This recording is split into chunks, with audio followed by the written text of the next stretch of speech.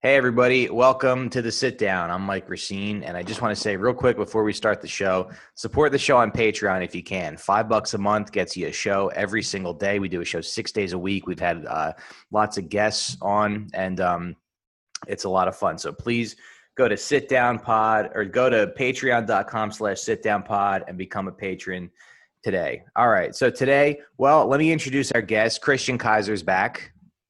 Hey guys, Friend of thanks the for having me back, show. Mike. Absolutely. So, friend of the show. So I guess I want to talk about how, I did wake up. I was a little like just thinking about everything that's going on in our country right now. I was a little depressed. I was like, there's a pandemic that's killing a lot of people. Also, at the same time, I'm not finding any joy. No one's really creating anything that's good. Everything kind of sucks. There's a propaganda machine that's making people stupid. Um, and it just seems like we're kind of stuck. There's a guy in the office who's very bad. I don't even like to talk He's about. he's a he's a freaking Cheeto. He's a Yeah, he's a he's an orange man. I Bad know. I don't guy. even. I don't even like to do that. But now it's at a point where I'm like, what's happening here? There's a guy with dementia who fingered a woman who's supposed to come and save us. Everything just feels really bad.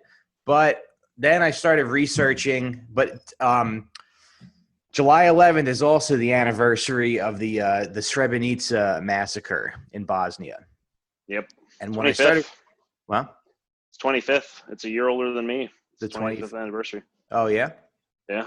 Oh nice. Oh, so you got like your whole life ahead of you. Yeah, 26. I mean, yeah, Yeah. I turned 26 in like a week, and Okay. it's like the end, like the early part of your 20s, like up until about 25. I noticed like anything you did was kind of impressive, and Yeah. now anything you do now is just kind of, so is this really what you're doing with your life? That kind of question. Like you've kind of like, oh, you've Unless you settled do into a something track. big. Unless you do something big, then it's kind of cool. But Yeah, unless you do something right, that's the other side of your 20s. Unless you do something yeah. big, it's like not a. And then after you're like 32, it's like who gives a shit? Well, Just I mean that was supposed to you're be making this everybody year. else. This year was supposed to be like, big moves. All my friends too. Like Hmm. everybody was like, we're 2020, man. We're getting our Yeah, getting our shit together. Everybody's doing it. Big moves. I know that All these bullshit. Like, plans. yeah, it's a new decade. It's time for because I can you just jogged my memory. And I remember like feeling that way a little Yeah, bit. and I felt good about it. I was like, okay, it's new decade. I've got the rest, like the second half of my 20s. I'm gonna have a bunch of big stuff planned this year. Boom, this happens, and now I'm Yeah, like, how am I gonna make it to another year? Like yeah. that's really on my mind. It's just like, am I gonna keep my apartment? Am I gonna have a job? Do I need Yeah. to rethink my entire life? Yeah. Yeah, I mean, I feel like it's going to get worse before it gets better, but that's why, but for some reason, there was something about researching something really sad that happened that almost made me feel better because I was like, okay, maybe we're past this. Yeah. Maybe there aren't going to be huge massacres because you look at human history and you're like, is it cyclical or is there some type of progress where things don't happen as much, like things become less acceptable? like Hmm. like rapes, for example. I imagine rape was a lot more acceptable at some point, maybe, I don't know, maybe 500 years ago. Yeah, I mean, I think that is. I think it's. I don't know if you can think of it as like, because we humans like have a real tendency to create narratives for ourselves, and like Uh-huh. we have to like see things in that perspective, and like it's difficult because you don't want to like say, oh, like it can all go to shit any minute, like all the progress we've made means nothing. But Hmm. at the same time, you also have to keep that in your mind where these things are temporary and can be changed. Like if the material conditions change, things can get very bad again very quickly. Hmm. Uh, which is the I think we're getting a crash course in right now, and I think Yeah. it's why so many people are kind of paralyzed because like it's we've had like static for a long time of like a lot of bad things, but it feels like very peripheral, and now it's kind of being brought home in a way for a lot of Hmm. people. Hmm. So I think but it's also interesting because it's like history's happening again. Like Hmm. the past couple of years have all felt the same. Like to me, like 2017, 2018, 19, all felt very same. Like everything was just bad and Yeah. slowly getting worse. And now there's like big things happening again. It's not the end of history. You know, we are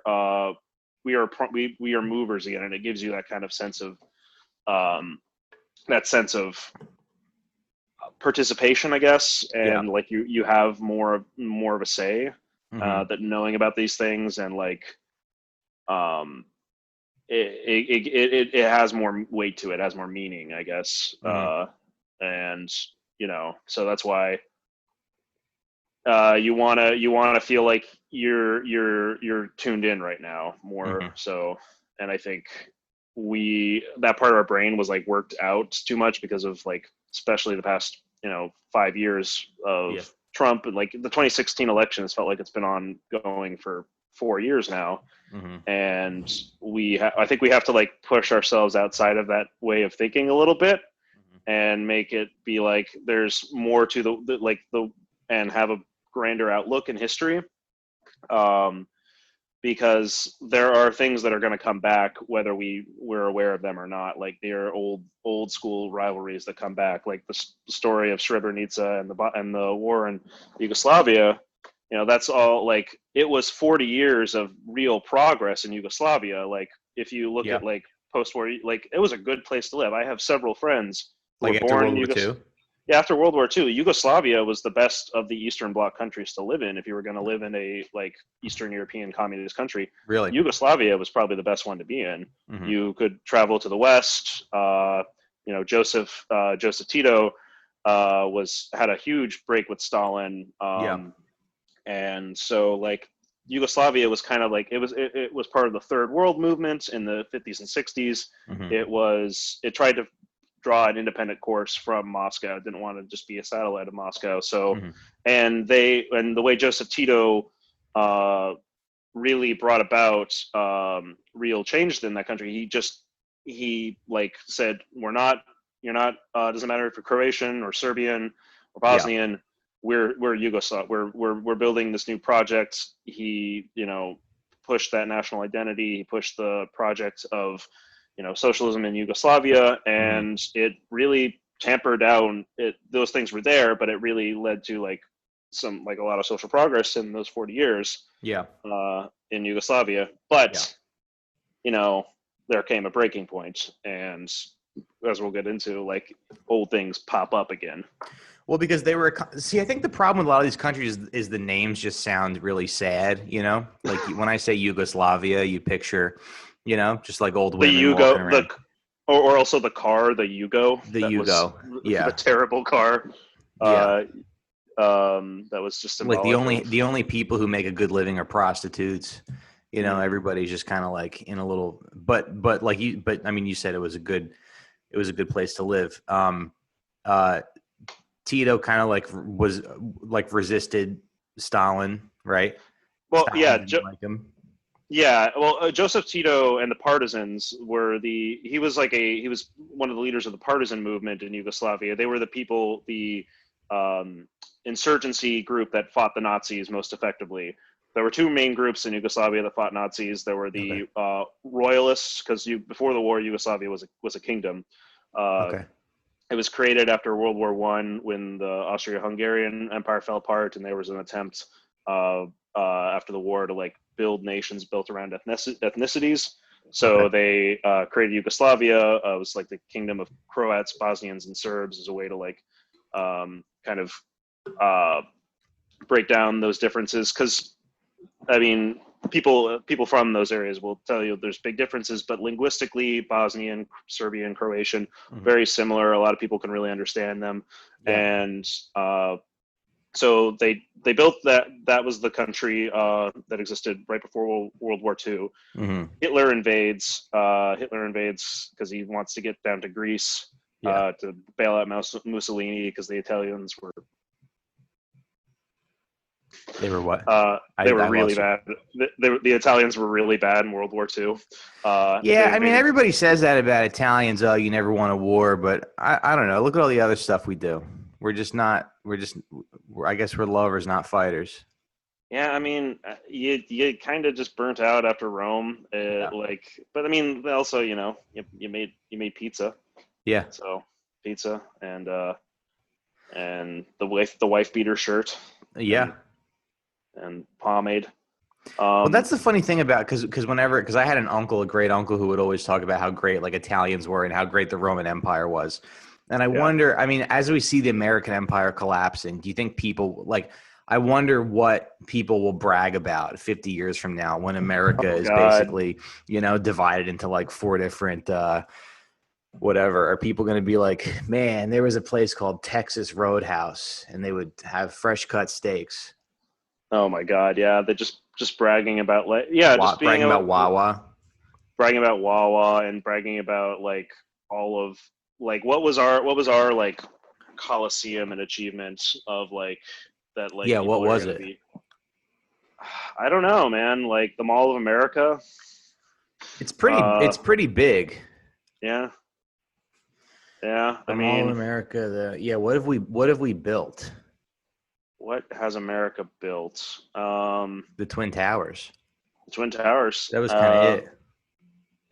Yeah, I mean they built a lot of dams, but like Hmm. all the great things America built were built like as like like rare moments of like socialism where people could build where they got like mass work programs to like create the Hoover Dam and the Yeah, Tennessee Valley Authority and all of these like big infrastructure the Hoover programs like Dam. That's a big one. Yeah, the highway system that was a military that's project big. to That's big, right? to To all move the troops U.S. around. high move troops around, and also because Eisenhower when he got to Germany during World War II, he's like, oh shit, the roads here are fucking amazing. We need Hmm. these in America.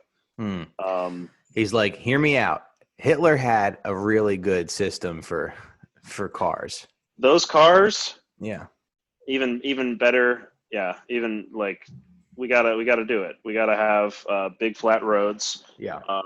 big flat roads, and great cars, and Hmm. that's why Henry Ford was an American patriot who worked with the Nazis the entire time. Exactly. Okay, but talking about Yugoslavia, so yeah, so Yugoslavia was run by this guy Tito. Was he the only president of Yugoslavia? Yeah, I think he was president for life until he Yeah. died in 1980, and that's really Okay. when things When started things falling started to fall apart apart. because he was so like he was like such a vital personality to keeping those tensions down, to keeping up Hmm. the identity of Yugoslavia. Hmm. Uh, so um, so yeah, when Tito dies in 1980, this is also when like even though Yugoslavia isn't directly in the Soviet orbit, it still trades mostly with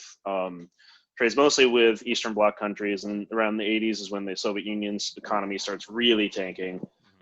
So things start going badly in Yugoslavia too, and they knew very soon that like they probably couldn't keep it together if the Soviet Union falls apart. Hmm. So 1990 rolls around, and this is when people are starting to get edgy, antsy. The Berlin Wall has come down, and now They're just sick of communism, they're not saying. I mean, a lot of or it people just were, wasn't but working.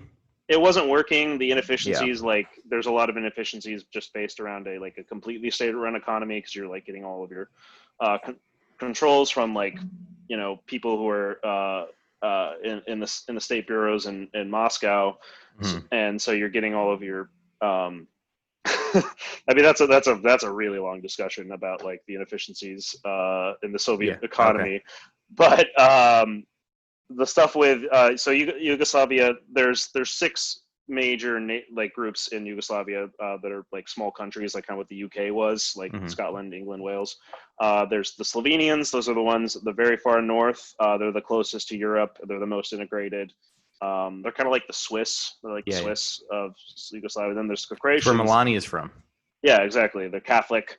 Um, yeah, they're Central Europeans mostly. But then there's the Croatia. That's also you've been to Croatia, haven't you? Yeah. Yeah, it's very Catholic.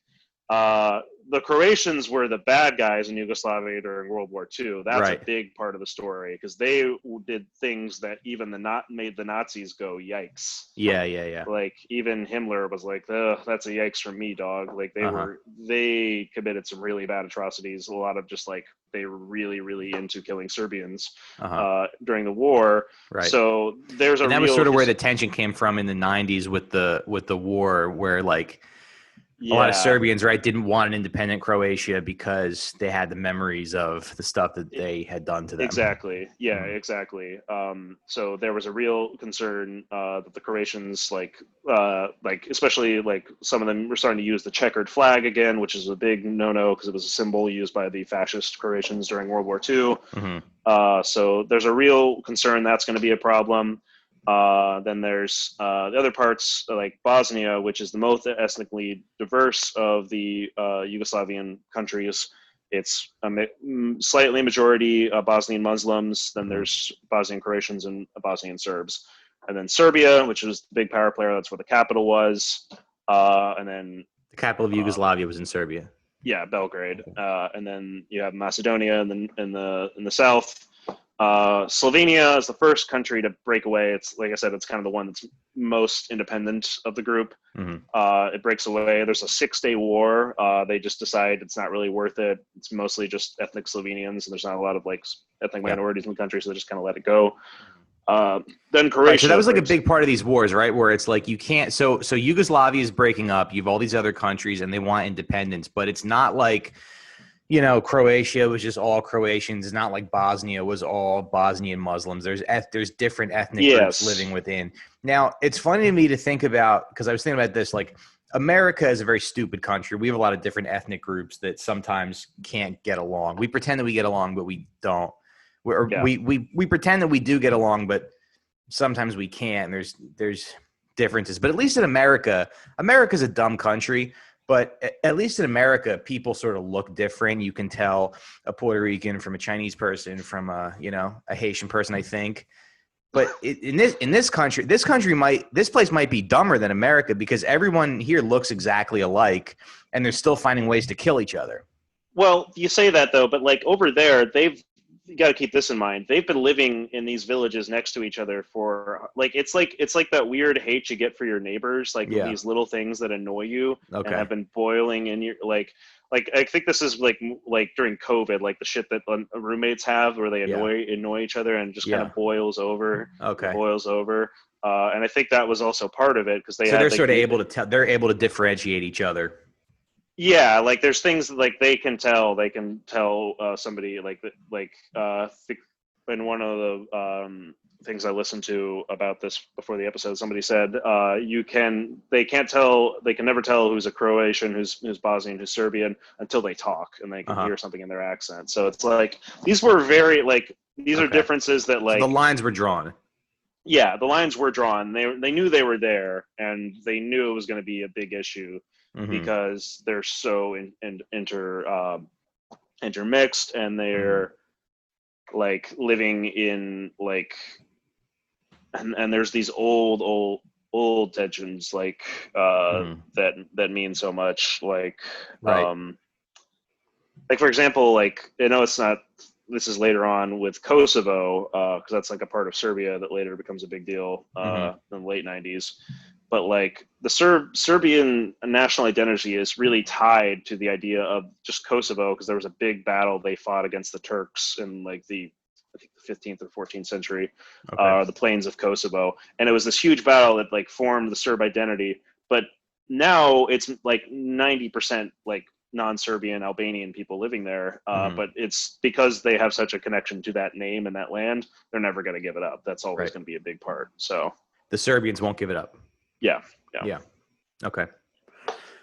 Yeah, because so I remember like being a kid, and I remember, um, being a young kid. Bosnia was on the news a lot. I remember watching Mad TV as a kid, and mm, they were doing some sketch where like it was like the Gen X news, and this guy's like, I'm having a party tomorrow night, and everybody's invited except Bosnia, because there was like a lot of violence in Bosnia, yeah, and so I remember and then I remember pretty vividly, the Kosovo War for independence. I remember seeing some images from that. Those images are pretty, they definitely evoked some response from me looking Yeah. at this stuff. It's very, and then it was even more interesting going to one of these countries because it's so pretty and people are cool and it's like a nice, Mm. it's like a nice place to be. But the war made it look so fucked up. Like even like Yeah. Mostar in Bosnia is a very nice town. I'm sure it's a nice place to travel to. So it's just funny to think about what happens after the war and after these places get ravaged by war. What happens after that? What do the people do? Mm. Because I went to a war photo museum too, and there was some pretty, there's like some pretty depressing and pretty gnarly images of these wars. And I think that it's weird because I always sort of wanted to understand it and understand where these conflicts were coming from and what they were about and what people were feeling.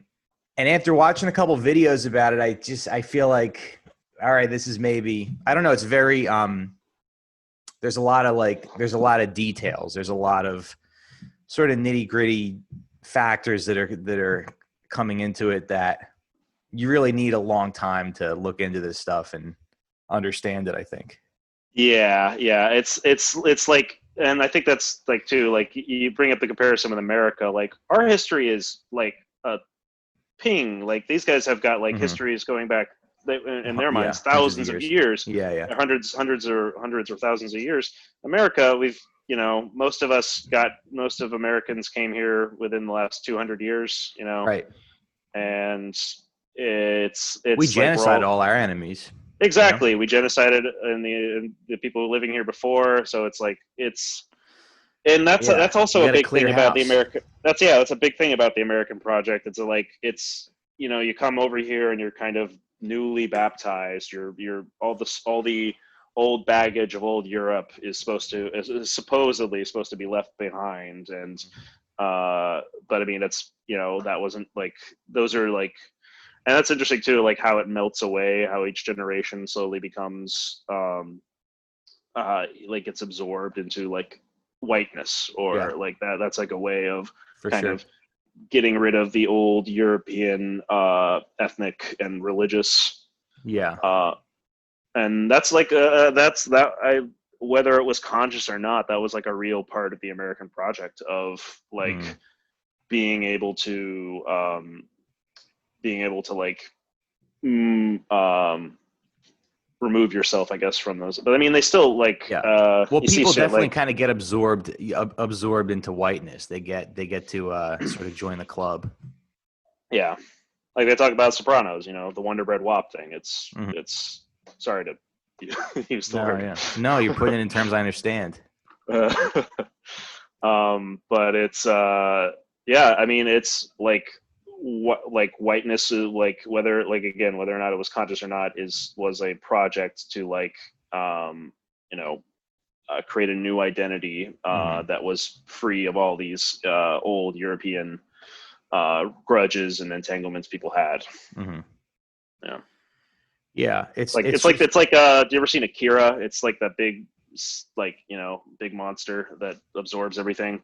From a video game? It's a anime movie. There's a South Park episode where Cartman turns into a big blob and starts. It's the Trapper Keeper episode. That's basically Akira.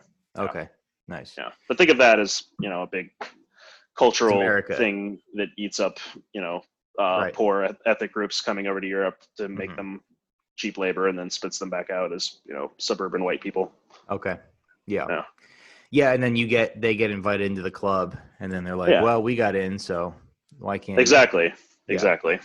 But just to kind of give people like a brief history of these wars, it's like, so Croatia wants to be independent, and then Serbians have these memories of them aligning with the Nazis. So there was like you said, there was tension there.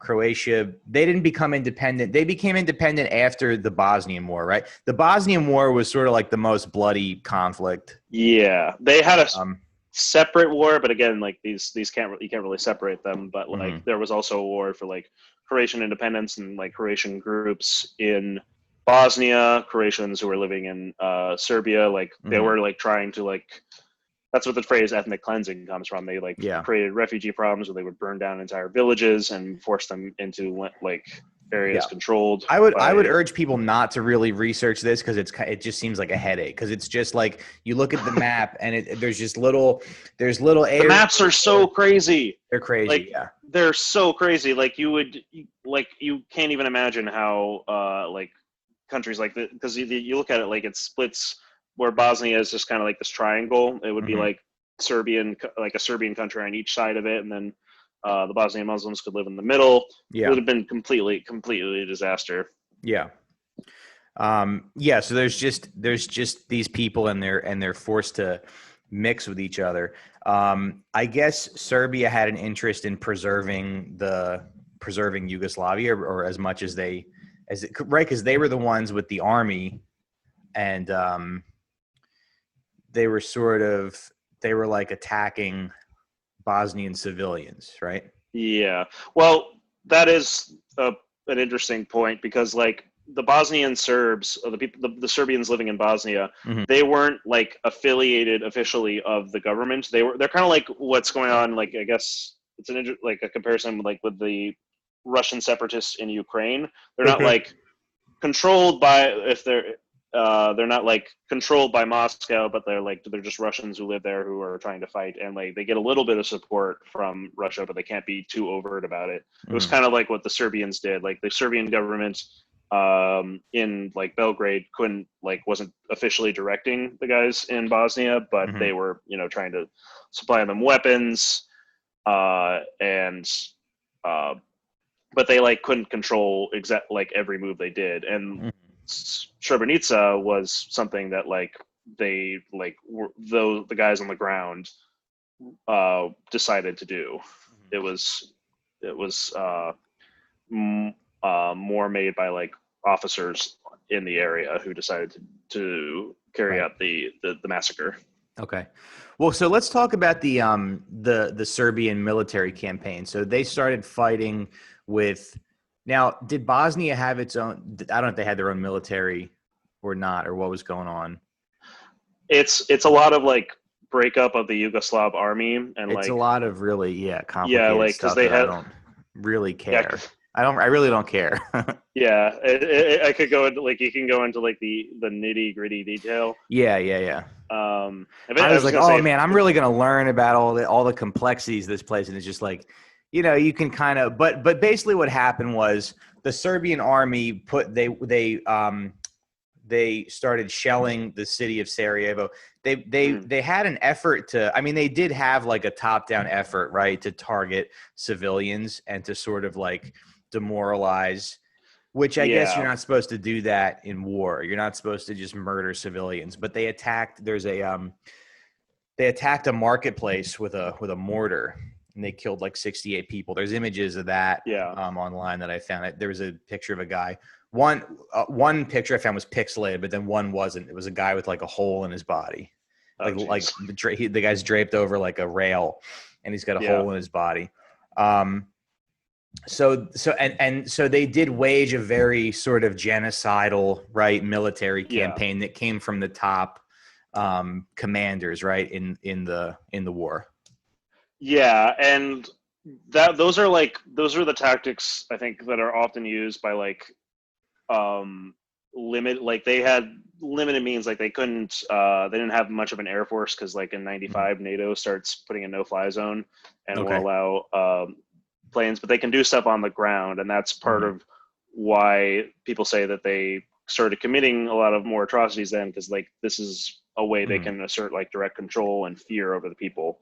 Right, and they Uh, also didn't want to be sort of bullied by the West, yeah. the Serbs. And now maybe, I mean, I don't know if there's a way to rationalize that type of behavior, but there was one video I watched where they sort of compared it to ISIS, and they said because Mm. they were waging a very genocidal campaign. I don't know if they can rationalize that by being like, well, it's war and we just want it over as quickly as possible. Maybe they think that like if they kill a few people, if they kill a few civilians now, it'll be a way to end the Mm. struggle. I'm not sure, but that's the Well, I only mean, way that I could think that maybe you yeah, justify that kind of. it's the very like the video I sent. There's like Noam Chomsky kind of talks about like something he calls like the mafia principle Yeah. in foreign relations, Uh-huh. but I think it also applies. It applies on it's a scale. It's like a sliding scale. Like it applies on like on the ground level. Like that's a way for them to like be like really assert authority. Like we're gonna well we don't give a fuck. We'll kill whoever, Mm-hmm. and it oftentimes doesn't work because like it just makes people hate you more, Yeah. and but it so again It's sort of with the idea in mind that like maybe you can terrorize these people into submission. You can murder and yeah terrorize these people into submission. yeah exactly, and if you do Which does enough terrible things they'll just get them to leave, which is what they were trying to do. They were trying to ethnically cleanse, Mm-hmm. get Bosnian Muslims out of the areas they wanted. Mm-hmm. So that was a big part of it. It was just like and it's also just like the oldest motivation in war is like they just wanted to loot, and they raped an insane amount of women during this. It was a horrible Mm-hmm. horrible in Set that up camps. respect. Yeah. Yeah, set up lots of camps. But I guess we could talk about like the actual event of Srebrenica. Yeah. That was a city that the UN tried to. That was a city that was kind of like it was majority Bosnian Muslim in the middle of Croatian-controlled territory, and the Okay. UN knew it was going to be a big issue because they're like, this is one of these places they're going to try and completely raise and get everybody out of. So Also, the Croatians were fighting the Serbs as well with the Bosnian Muslims.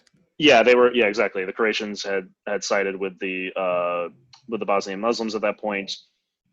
So the UN goes in and tries to set up like a containment zone. They send in UN troops in. They've got the big light blue helmets. Yeah. They're Dutch or mostly Dutch. But the Bosnian Serbs, they basically apply like an old world tactic on the city, and they're just like, we're gonna do an old fashioned siege. We're gonna do what they did in the Bible, which is basically kill all the men of and then Srebrenica. Yeah, Srebrenica, Yeah. and then rape the women. Yeah. And there's a lot of different accounts of it, but what they mainly said is they took all the young men between the ages of like, I forget what the age range they said, but basically, well, I don't know, but they killed a lot of elderly people too. Yeah. Yeah, that is something that I also found out while I was looking into this, is that it was this was one of the oldest wars ever fought. Like there was a lot of like gray-haired dudes fighting in these militias because there weren't that many young people.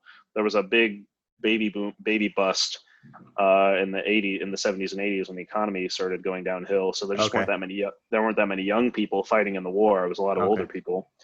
So yeah, they killed a lot of older people in it, but it's like a way. It's a very, it's weird. It's like you call it like an old world way of thinking, but like, where it's like you can castrate like a people, or like we'll destroy all your men so you can't like make more of you, and you'll destroy your bloodline, like a Game of Thrones shit. Right. And then take your women away and do that kind of thing. It's a very like a very biblical way of destroying a city. So yeah. But it was such a tragedy because it was, I mean, the town of Srebrenica was sort of designated as a safe zone, and a lot of refugees were fleeing there, people who had no other choice. So it was like they were supposed to feel safe in this place. And then the UN, some Dutch UN troops were there. They were supposed to be protecting it. And then allegedly the commander that was in charge of the Serbian forces, his name was Ratko Mladic. He comes in and allegedly he like had dinner with the UN commanders. They like drank together. There wasn't really much resistance. That's some Hannibal Lecter shit to be like, just like clinking glasses and like they're like, oh no, we're fine. Like, well, like they're just sharpening their knives into the table. Yeah, and there was a video that I watched where this girl was like, it was very much sort of an Islamophobic thing where people knew that this stuff was happening. They knew that civilians were being attacked, but it was almost like, well, they're Muslims, and it wasn't like as big of a deal, even though they're white Muslims. I mean, don't you care? And that was something that Serbia, like I think a lot of people have said like the Serbians were really surprised. They thought like the West would get behind them. They were like part of Christendom. They were like part of Christians, and then they didn't realize though that that was like a great opportunity for the West to be like, no, we don't, because that was something they had been charged with forever, of being Islamophobic and like wanting to. It's like, no, look what we did. We helped the Muslims in Bosnia, and it was a big PR like a PR win for the West. Yeah. Be like from that point on. You look at a lot of other interests too that were going on. Like I guess Germany was allied with Croatia, so they wanted Croatian independence. But then there were other parts of the world that wanted Yugoslavia to stay together. So I don't know. When you look at history, it seems like there's a lot of like other powers being like, telling people what to do, how to govern themselves, and and that is also like something that they bring up that happened later on when in the Kosovo War was that there was a lot of what the bombing was not even directly in the Kosovo area. They attacked a lot of infrastructure in Serbia proper. They destroyed a dam on the Danube, made it less navigable, and like attacked Serbian infrastructure. And that's a real that's a real tactic they do. It's like what Chomsky talks about with the mafia principle is just like, we're not going to allow you to have an independent model. You're not going to allow to operate us. That can't operate. It's the same thing with the domino theory with Vietnam. It's like we can't allow independent examples of independence. It's just making an example out of somebody. And we're not going to allow you to conduct business in the world. You're going to have to do things on our terms. That's it. Either submit or we will destroy your society. Yeah. Right. Because we did an episode about Grenada a couple weeks ago, and that's very much what that was. I mean, you have this small island nation, but they're getting close to Castro, and they're, and you have all these other island nations in the Caribbean who might get ideas of like, who might get all these wacky ideas of improving the literacy rate and giving people, and exactly, owning the resources of their country, not being in debt to some. Having hospitals where women don't have to die from giving birth to children, like those kinds we of can't be putting examples. those ideas in people's heads. Yeah, exactly. A better life. Get back to work on the sugar fields. That's right. So it's almost like if it's just Grenada, that's almost inconsequential. But the problem is it's gonna spread to exactly. And then that's what's such a tragedy. I mean, I don't know much about Vietnam, but that seems to be what's such a tragedy about Vietnam, where it's like, let's just throw bodies at it so that every other nation in that area doesn't get ideas. Yeah, absolutely. And that one even became more symbolic because Vietnam itself wasn't even as important. They were more concerned about just the whole of East Asia, specifically Indonesia. So they were really concerned about that, and they pretty much accomplished their goal with securing Indonesia after '65 with the big Indonesian killings where they killed all the communists. But they really needed to keep Vietnam going because they had committed so many people to it, and it had become so symbolic that it's again part of that principle of like, and really they ended up winning the war anyway because they destroyed so much of Vietnamese society, destroyed any infrastructure they had, all the dams, all were bombed to smithereens. And so when they finally, the Vietnamese won the war, but they were left with a giant pile of it, of rubble, which is, most of what America's army is really good at doing is just destroying infrastructure and turning countries into rubble. They can't win the wars, but the victors don't really have much left. You're not going to win, but that's kind of not the point. Yeah. And I guess that's kind of maybe that was the thinking with the Serbian army too, where it's like, if we can just, we're going to take so much, we're going to destroy so much and kill so many people that we're going to demoralize and stop any kind of, and just get rid of any shred of hope or quell any kind of like organizing. Yeah, that is what they had. They and that in those moments they have like that's their hand to play. That's their cards, and they're going to play them. And it's horrible, and like you can see the results because like that's what they can do. But that's they were the ones who had the arms at the time, and they could do as they will. It's the old. There's the old Greek, I forget which philosopher said it, but he said the strong do what they will and the weak suffer what they must. It's like a horrible, it's Yeah. like Henry Kissinger's way of looking at geopolitics. Yeah. Yeah. And I mean, let's talk about Mladic a little bit. So there's there's UN forces. He comes into the city. I don't know if I guess they abandoned the town, right? The peacekeeping forces. Mm-hmm. So he rolls into the city. I don't know if it was July 11th, but it was around that time, 1995.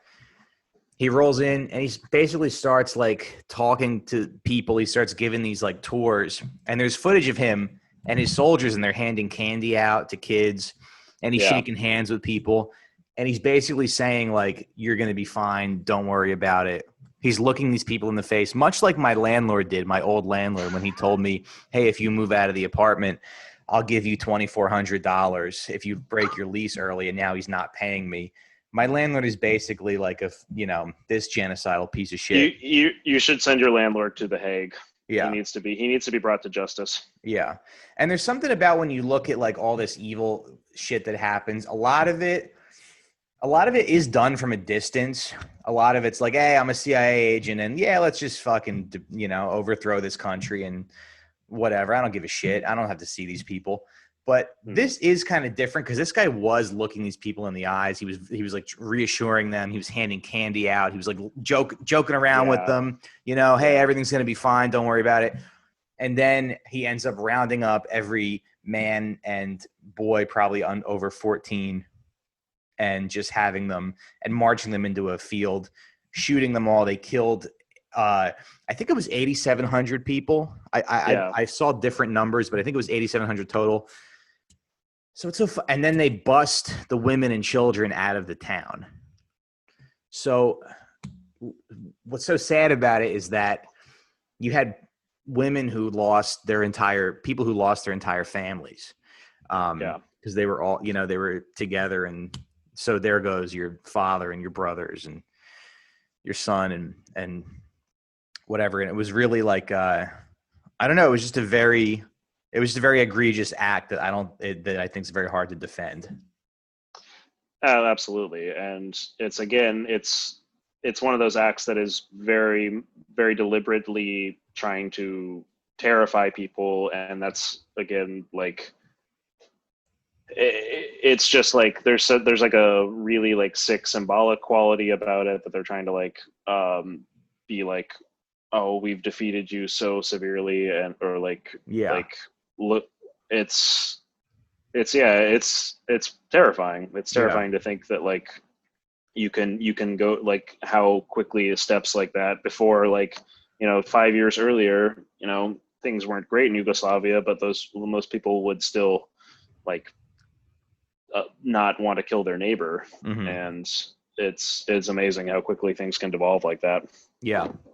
I think that's kind of like the big takeaway from this, where, when you look at war, there is very much a psychological aspect to it. And I guess one thing that kind of comes to mind is that scene in Casablanca where they like play, where the German officers are singing in the bar and they sing whatever that gay song is they sing. No, just kidding.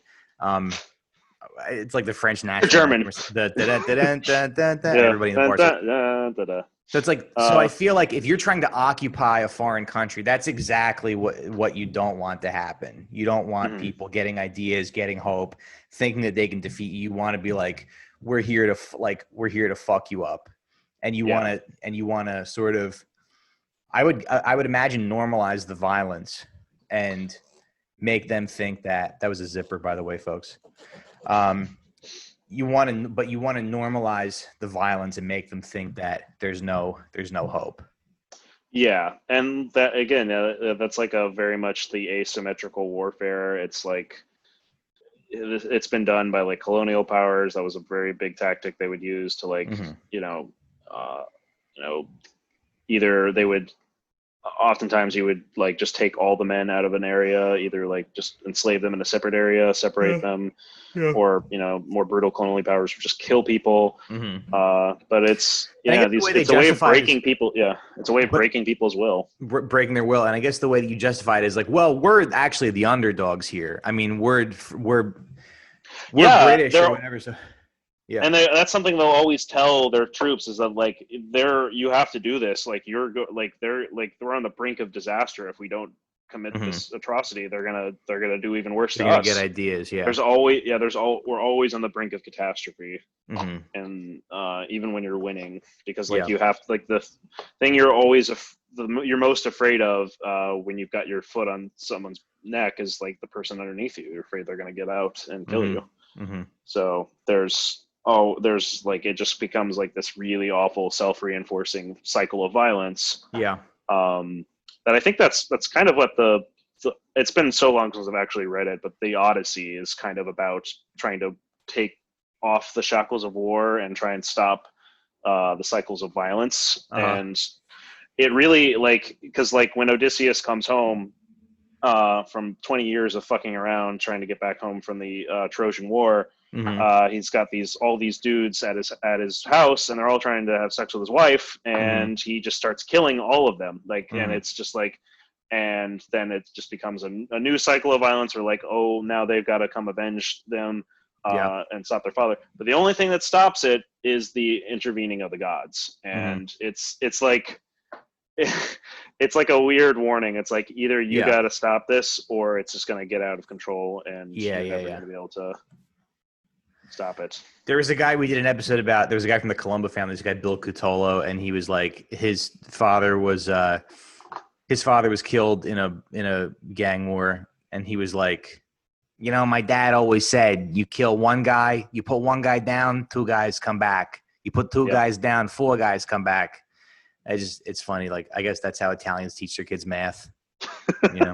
So the trunk holds this much cubic space. How many bodies can you fit in the trunk? Yeah, that's how they learn fractions. Yeah. But yeah, so I think that, and I guess I'm starting. I mean, if we could like go back to talking about what's happening now, it's like every day you turn on the news and there's this really egregious shit that's happening. It's like Trump says that masks are for pussies, and he doesn't care if Trump is actually going to push an old person. Trump's going to push my grandmother, off a cliff just to show that he doesn't care, and it makes you. The more and they'll you cheer see for him. They'll love him for it. Right. And the more, my grandmother would be like, "Thank you for pushing me off this cliff. I know you want the best for our country." But sometimes my brother will text me and he'll be like, "Oh, can you believe this thing that happened, or this thing, or like, oh, Roger Stone." And I think that is part of the game where they do feel like they're outnumbered, so they have to, because I think both sides kind of perceive themselves as an underdog. So they have to normalize. They have to normalize this shit till so you look away from it. Yeah. So you don't do anything. Yeah, they're very afraid, and it's very strange. That was an actual concern. My parents had. They were afraid if I could when I was talking about maybe coming home for a little bit, they're like, well, you're not going to be organizing protests from the house, are you? Like we saw on Fox News, are you a member of Antifa? I'm like, that's funny.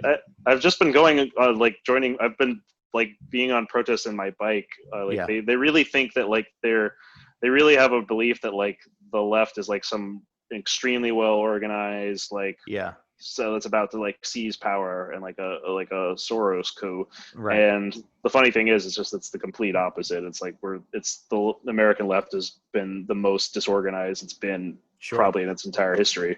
Yeah. But they need to be afraid. They need to be afraid of that that group, and think of their enemy as being extremely powerful and about to win at any moment. That is how they have to frame it, I guess. Yeah. Yeah.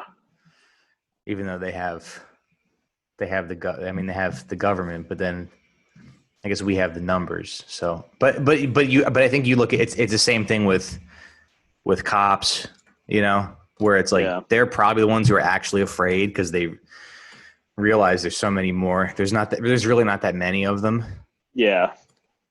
And also they're just realizing that everybody hates them. That's got to be, that's got to be hard to come to grips with, not to just being oh, wow, everybody really hates me.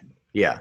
I mean, I'm not trying to justify the massacre or anything. I'm just trying to sort of think about why they think the way to do it. And also, I guess another part of it was like, well, we can't have these people, organizing. We can't have these people organizing, getting guns, fighting ours. So maybe it was thought of as a sort of a self-defense type of thing. Where but somehow, I mean, I don't know how you make that connection, but these war refugees were seen as a threat. Yes, these huddled, these desperate people who are just like escaping violence. They're like on the brink of destroying the entire Serbian people. Yeah, Serbian nation. Yeah, it's pretty amazing. But like, never. I always say like never doubt people's ability to justify things and to create narratives, because that's what humans are really, really good at. We love making narratives out of things. Do you remember when they caught Mladic in 2011? I remember reading something about it. They found him. I do. Yeah, I do remember that. Not super well, but I just remember being like, oh, they caught another war criminal from the war. And it is interesting too, because like you mentioned it being like that was like the war that was going on when you were younger. I have like I guess I have a similar experience, but with the Iraq War, because like I was like the war started. Because you're young. Like yeah. Yeah, that was the not real 90s kids. You're a young real boy. 90s kids remember the Bosnian War. Yeah. Us I'm a cusp Zoomer. I'm not quite a Zoomer, but like the generation that grew up pretty much the entire time in the War on Terror. Yeah. And like I'm like most of my living memory like pretty much starts with 9/11. So, but yeah, like the Iraq War was just a background noise for most of my life, and it is really interesting. Well, it was for mine too, and I was in high school. I mean, it was just I would only hear about it when my uncles would, talk about how great we were doing. Did you ever think about joining? No, and I was at a prime age for. I was going to say, like there was probably a lot of recruiters at your school. Yeah. There's a marine recruiter that there's this guy, and he would come from the Marine recruitment office, and he would like set up, and he would have a table, and then I don't know if it was this guy, but they did try to get me to join, and they were so pushy that I even like went down to the recruitment office. Like, when someone's really pushy, you're like, all right, fine, I guess I'll like do this, like, all right, I'll get in the van, but you're not taking me past the state line, that kind of thing. I remember being like, all right, I'll like, if it gets this guy to stop calling me, I'll like go in and take this test. And I remember like taking the test, and I just gave a bunch of like wrong answers on purpose. And he was like, great, you passed. So let's get you to the other stage. But there was this guy, his name was Sergeant Smichael. And he would come to our school. And then one time my psychology teacher had him, this is like 2005, she had him speak to our class. And I guess the point of what she wanted him to speak, because she wanted us to see like what conditioning looks like, which is like kind of shitty, because she had him speak under like false, pretenses. Oh wow! But that rules, honestly. Yeah, your teacher. Yeah, she just like manipulated this Marine recruiter to be like, hey kids, here's all the things he's going to try and do to get you to join. Well, she also wanted us to see like the product of psychological conditioning. Wow. Yeah. But there was one point in his presentation where he goes, "Yep, I'm a sniper. I have 22 confirmed kills." He's like, "My last kill," puts his hand up. He goes, "Muammar Gaddafi." He told our class that he fucking killed Gaddafi.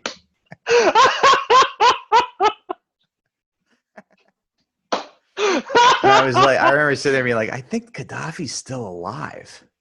And then like the day after, I was like, so he said he killed Gaddafi, right? And she was like, yeah, that's what conditioning does. It makes you stand up in front of a class of kids and go, I killed Gaddafi. Makes you really good at lying. Wow. He just that's what the Army turned him into, a really good liar. Yeah. Well, the Marines. Oh, the Marines. Yeah. Oh, yeah. That's some pussy Army guy. Oh, yeah. You heard it here first, folks. Was that the one you were going to join if you were going to join any of them? Probably because I'm flat-footed, so I know I can't be in the Army. And I remember telling the Marine recruiter, like, hey, I'm flat-footed. He was like, it doesn't matter. It's okay. You can join the Marines. Really? Wow, Yeah, I don't I know you guess. could do that. Yeah.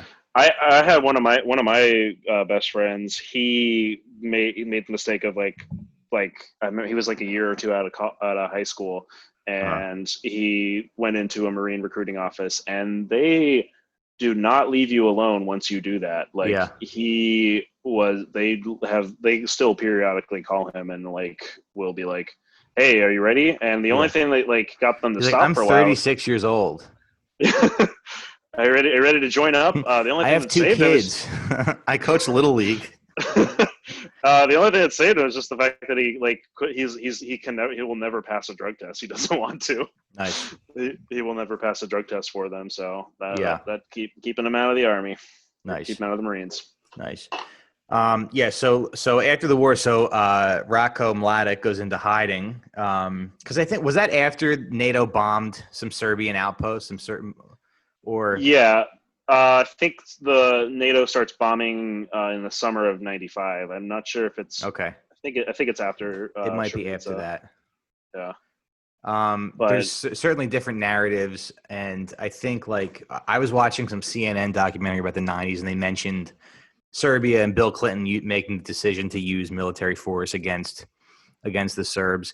I kind of wish I knew more about the Serbian army and what they were about, what they were sort of fighting for. It didn't seem like it was a very good, it was a very good, a good culture of people, not to generalize. yeah, I mean But it's like a lot of like old dudes in the army who've like mhm, been like egging for a fight. I can imagine like right. it's a lot of those guys Because who I are have just seen like, YouTube comments that are like, Serbs are the trash of Europe. oh god, the yeah, dude, like that. I was also gonna say like get ready for a lot of like comment like because if you put this on YouTube, like get ready for just an insane comment store to break out. Okay. Serbian anything with Serbian nationalism or Croatian nationalism, that Yeah, becomes a whole flame war. really. So get Well, ready. nothing against the good people of Serbia. I actually worked with a couple Serbian guys on a shoot one time, and Oh, cool. Yeah, they were one of pretty my cool. We don't want to one of my old generalize or anything. one of my old managers. He was born in like the '70s and really cool guy. But he's Serbian and Hmm. he would always talk about how much he loved like old Yugoslavia and Tito. Like they still have a Hmm. like even kid like I've known a girl I went to college with. She was Croatian and her family they all still love Tito. Like he had a really and the idea of like old Yugoslavia has a really like people are really nostalgic for. It's like how people in Russia now are very nostalgic for the Soviet Union a lot of the Really. time because it was when things worked more. I mean, it was Hmm. a lot of times it was shitty, but like there was a real like you know stores did have food and like Yeah. there wasn't like a tremendous like huge decline in birth rates after and life expectancy in the '90s after the Right. Union fell. So Yeah. Apparently, Stalin tried to kill Tito like 3 times, and Tito wrote him a yeah, letter, and he was like, "Your last 3 assassins have failed. If you try again, I'm going to send one for you, and I'll only need one." yeah. Pretty Tito cool. was fucking. That He guy was what? stood I up. lost you. He was the real pimp of history, man. Yeah. He was Stalin's Fidel Castro, like what Fidel Castro was for the U.S. He Uh was huh. like the thorn in his side the entire time. Like he Hmm. was just like because Tito, that was a big part of the reason he and Stalin had a big falling out because Tito wanted to support the Greek communists after World War II. There was a civil war in Greece. Hmm. You're cutting out. Oh, can you hear me? Yeah. Sorry. Yeah, sorry. Tito gets mad at Stalin during the Greek Civil War. He's like, "Hey, man, isn't that the point of communism? We're supposed to Hmm. support all these revolutions going on around the world." And Right. Stalin's just like, "I'm just trying to like rebuild my country. It got destroyed by Germans. We're just trying to like, I Yeah. don't want the West to come fuck us up. They have a bomb. You see what they did to Japan?" Right. So Right. Stalin's Right. just trying. Stalin's like trying to like play ball with the West and work with Truman, and Hmm. Tito's not having it. He continues Hmm. supporting the Greek communists, Oh yeah, and I always forget that America had a bunch of nukes. yeah, there was like a 5 year period where they just had all the nukes. Yeah. Like the Russians didn't get one till end of '49, Yeah. and We were that guy at Subway with the rocket launcher, just exactly, hanging yeah, out. Yeah. yeah, Come on, say just something. just fucking say something. I dare you. Yeah. Just open carrying on the world. Oh, Yeah. God, can you imagine? That's Like why that the must have world should be been. run by women. Am I right? Yep. Yeah. Yeah. I I mean, mean, hey, give it a shot. turn. Yeah. You could Yeah. turn the nuclear football into a nuclear purse. Never be used. Yeah. All Think right. about that. Well, all right. We're going That to was wrap some this deep. up now. That was. All right. We're done. No, I don't know. Yeah. Who knows? It would be funny. I mean, it seems like, I saw some headline about an article that was like, oh, a lot of the countries that handle COVID well are run by women. It would be nice to maybe, we see how they do a little bit. Maybe they would, but Yeah. they'd probably also It's. genocide each other eventually, Uh, you know? like we said, I think anybody with power can become an asshole. Yeah. I think that's. Round up the women and massacre them, since the men are already emasculated from a female dominated world. Yeah. All right. So anyway, so Mladic. So we'll talk about this and then we'll wrap up. So Mladic gets captured in 2011. I don't know when he got convicted. I think it took 5 years or something for him to get convicted, but I guess he was in prison the whole time for his role of what he did at Srebrenica. That's one way that you don't want to end your life. You don't want to be in that war crime thing, wearing headphones, like listening to them give you a Like, life sentence for war crimes.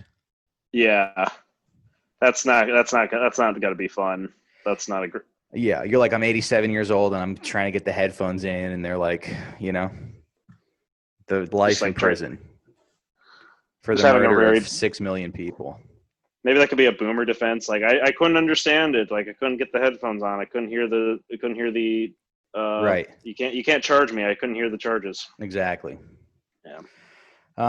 Yeah, so he's in jail. So see you in hell. I don't know. I mean, what do you think? What do you think are the big sort of like takeaways from this, if any? I think the big takeaway, honestly, with looking back at that thing, is that like things can get bad quickly, and Mm-hmm. like people and like old stuff can come back. Mm-hmm. So Because they don't teach no, about this in schools in Bosnia. They don't really. really, Yeah, because there's still there's still a lot of different ethnic groups, and I guess they just don't. There's people who don't want to talk about it for whatever the reason, and even yeah, the country of Serbia, they've apologized and they said that the massacre at Srebrenica was a crime, but it wasn't a genocide. yeah, yeah. That's a big thing too, and like especially in the international community, like people Mm-hmm. not wanting to, like the Turkish government The still Armenian won't thing. call the Armenian, they won't call it a genocide. Yeah. So that's a Well, there was a guy that I big. worked with at the moving company like a few years ago, and we were having a company meeting, and somebody mentioned like there was like an Armenian parade or something, and he was Turkish, and he was like, "Oh yeah, that's not real. It's not real. That genocide isn't real." And then we eventually ended up working together, and I asked him about that, and he was like, "Yeah, like this big rationalization about how like, well, these people." They were fighting war, and then they were getting guns, so they had to do it. I don't know much about the Armenian genocide. I wish I did know more about it.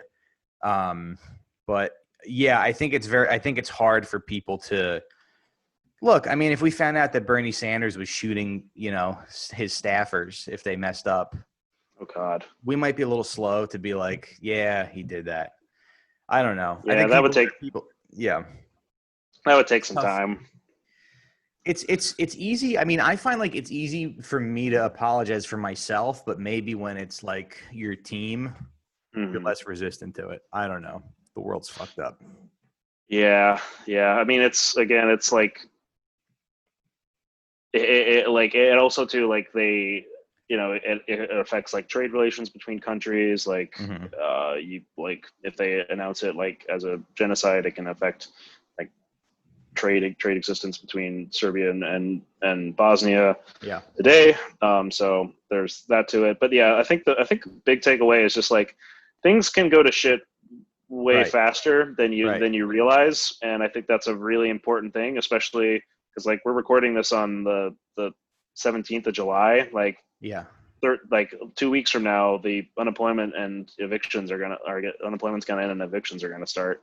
Yeah. So not to be like I keep saying, like, I keep trying to remind myself, like, don't go like full pessimistic, because I kind of am a little bit of a pessimist just in life in general. But it's a really good time to be a pessimist, or a really bad time the way you're thinking of it.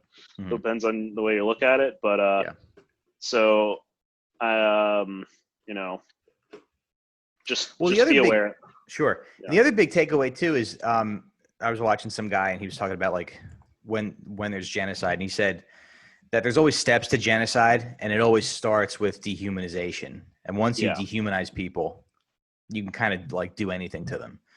So Srebrenica must have been a result of propaganda, and I'm sure that all those Serbian soldiers who were just massacring men and boys and putting them in mass graves I don't know. I guess they didn't have any objections to it, because they had probably been conditioned to be like, this is the enemy, and they're Muslims. Apparently, the guy who shot up Christchurch in New Zealand was listening to some kind of like Serbian. He was listening to some kind of Serbian music about. Really? Yeah, we're gonna get some. We probably are gonna get some YouTube comments from Serbians, and that's all right. And whatever you guys want to. But yeah, he was listening to some kind of like anti-Muslim Serbian music before he shot up the church, before he shot up the mosque. Wow. Yeah. Was he Serbian, or was he just? No, I don't think so. Yeah. I mean, nationalisms are so weird. Yeah, but Islamophobia did play a big part, I think, in the genocide. For sure. And like, it's like the nerdiest thing to be obsessed over, but it's like, it's awful because like it has like, it's the thing that like, there's no other form of nerddom, I guess, that will like lead you to, massacring an entire village. But so, put your effort into other stuff, just like put your time into, just chill out. Chill out, everybody. Grill. Well, thanks for being here. You want to plug anything? I need to get my like I said, I got the podcast COVID-19. I've got to get that going again. Me and my co-hosts, we've all been really busy recently. But we want to get that started again soon. It's tough to record your podcast when you're just sitting at home all day watching Lawrence of Arabia. You say that, but like Lawrence of Arabia, man, that takes up. You watch that, 2-3 times a day. It's your whole day's gone. I just watched it. I forgot how gay it is. It's a very gay movie. Oh yeah, he was. He was. I think. I don't know. I mean, there were some like everyone in the everybody who went to like a British boarding school was molested. So like everybody but I think Lawrence of Arabia was like openly homosexual, at least with of the time, as much as you could be. Right. But the British were like, I can't wait to just go to Africa and get out of here. Yeah, they just wanted to go colonize the Caribbean and like just work out their horrible trauma in their in their childhoods. Yeah. But yeah, Lawrence of Arabia, great movie. Also with a lot of homoerotic scenes. So a lot of homoerotic scenes, and a lot of it is just Peter O'Toole being super moody. Yeah. Yeah. He definitely gets off in that one scene where he kills a Turkish soldier the first time. He's getting off in that moment. He likes it. Yeah. Yeah, he's really liking it. Yeah. All right, cool. Well, thanks for being here. Thanks, man. Really good being on. Loved coming on and talking about a really sad event and very fucked up war. It is a really sad event. I'm probably gonna watch some more videos about it just so I can like get my fill, and then that's it.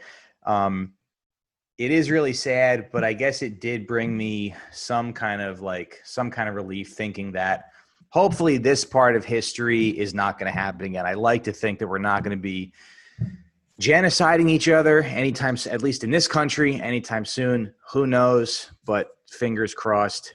I think we hopefully might be done with that. I don't know, but thanks for being Hopefully, here. hopefully no one finds a way to innovate genocide 2.0. Exactly. Yeah. No, and when that happens, it will be done by some tech company. It'll be like, download this app, and the app just kills you. You'll get an email that says like, download this app. Yeah. Download this coupon for and then you're dead. Free. Yeah. Anyway, well, thanks again, guys. Like I said, support the show on Patreon, patreon.com/sitdownpod, and we will see you next week. Or if you're a subscriber, we'll see you tomorrow. Bye-bye.